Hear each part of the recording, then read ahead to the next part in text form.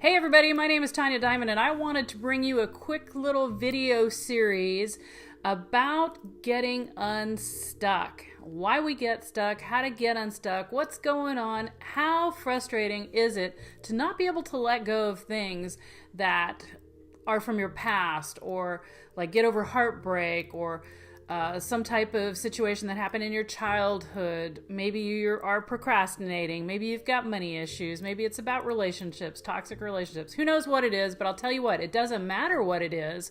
Here's the secret. It doesn't matter what you're stuck in. Stuck is the same all the way across the board, whether or not you're stuck in a bad clutter problem or you're stuck not being able to get past some trauma that happened to you as a kid.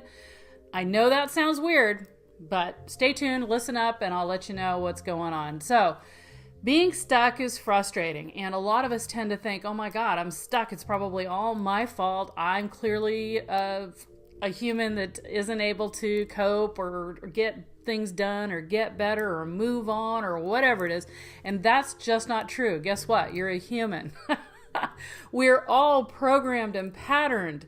And that's what's keeping us stuck. So here's the deal. It's a great design that we are created to program and pattern everything that happens to us. And why is that? Well, because let's take walking.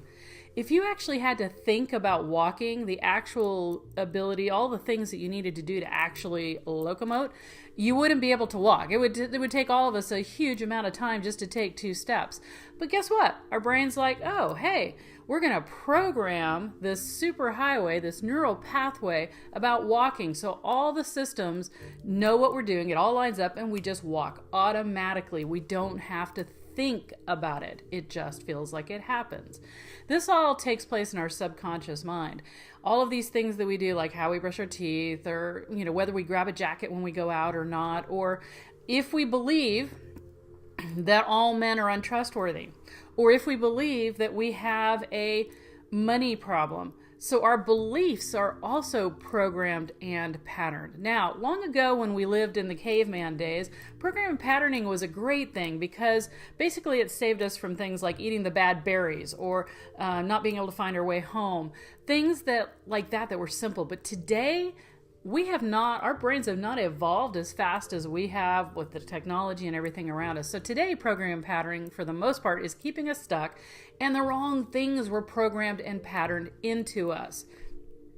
If you always heard that you were stupid or clumsy growing up, that in fact the whole family laughed about how clumsy you were or how dumb you were at math or whatever it is, you have taken and patterned and programmed those viewpoints about you to become your belief system. Now, even if you don't think you're doing that, why don't you take a look at some of your actions and see if that doesn't prove out.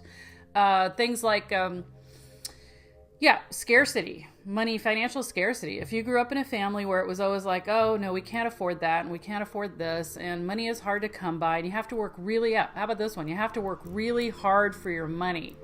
Well, let me tell you that there are people in the world that work harder than us Westerners will ever work, and they don't have money. So working hard, it's not about that. But that's what we believe. Even things that society tells us that we hear over and over again. Men always want one thing. Women are only into how they look. There's so many societal and patterns and programs around that we just accept as real. Okay, these get laid down from the time you're in the womb, and they keep going, mostly by your parents and the things that you spent a lot of time around as a child, but it happens all the way through our lives. Commercials take advantage of that. TV commercials, radio commercials, because you hear the same thing over and over and over again, and pretty soon you believe it. It becomes part of what you do. That's how you get stuck. That beautiful design that's supposed to keep us safe is actually the very thing that's also keeping us stuck. So what do we do? How do we manage to move past that space and become free-willed? If 97% of our decisions and our way that we're being is behind the scenes, flying under our logical brain doesn't have a chance. Let me tell you that right now. You might think that you have free will, but for the most part, no, you have programs and patterns. Now, these programs and patterns get so deep that it's very difficult to go through them. Like you're always going to Houston or you're always going to New York, you're always going to Singapore, wherever it is, and you just get on that highway and go. Relationship things, you keep doing the same thing over and over again. Money things, same thing over and over again. They say that if somebody wins the lottery within a year, they're back to where they were before they started. Most of us say, oh, I wouldn't do that. However, the statistics prove out that that's not true. Why? Patterns and programs. Okay, so if we have these patterns and programs, how do we break through them? What does it take to get there? Well, one, I'm going to be telling you about this in the video series even more in depth. But I did say to you, it takes being able to, first of all, be aware of the program pattern. And most of us aren't. And so that awareness is number one, becoming aware of your pattern and program. Number two is being able to understand that when you want to move it, you want to change it. Let's say you want to start working out in the mornings and you believe you're not a morning person, you're going to sabotage every attempt you make, right? Because you're not in agreement with it. Logically you should work out in the morning, but your subconscious mind is like, no, that doesn't work for me. So you have to get in alignment and make sure that your agreements are set. And this is what happens. This is the part that really throws most people off to really creating sustainable change. Most people try to willpower it, white knuckle it through their change. And the brain is working against you at this point. If you believe you're not a morning person, subconsciously, you've been programmed that, you hate mornings, and you logically know you should work out in the morning because you get distracted in the afternoon, and you really want to be a morning workout person, here's what happens. You do use willpower for, let's say, the first 4 or 5, 6, 7 days. You're doing it. You're hating it, but you're doing it. You're feeling successful, and we like to follow success.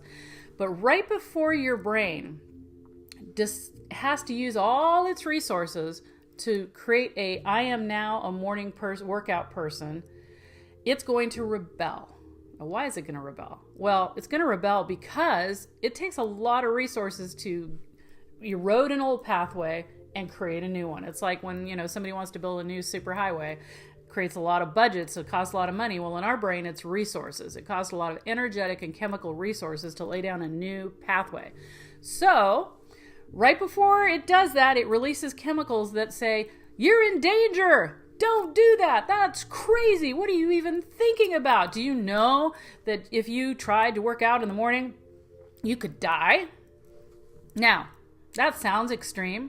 Except for the most part, that's exactly what it feels like in your subconscious mind and in your body, that what you're doing is dangerous. Your body is so incredibly intelligent that it can actually make you physically sick.